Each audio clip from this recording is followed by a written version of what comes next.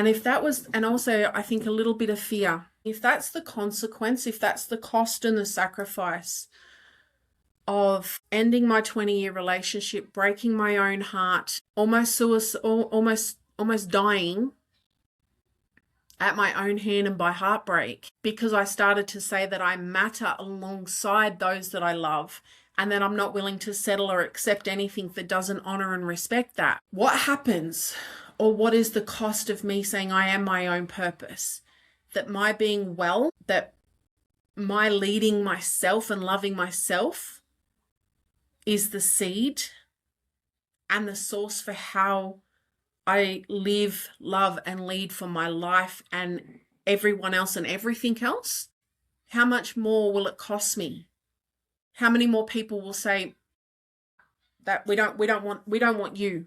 We don't want you in our life? Because as a woman who has broken her own heart to be this version of herself, as a woman who refuses to role model self-abandonment as love, burnout as leadership, and survival as life, and who has had some of those closest to her say, I don't want you in my life because of who you are and who you've been, and that who you are and who you've been is the cause of my greatest pain, of when I spoke my truth and said, this is who I am and this is my baseline, they just cut me off completely, to going through the hardest life and death moments of my life and watching other people sit back in silence while I was going through it, while I was in it, of being hospitalized because of what I was going through, and being able to count on one hand how many people were active in their love and care and concern for me. How often my phone rings with messages of concern or connection.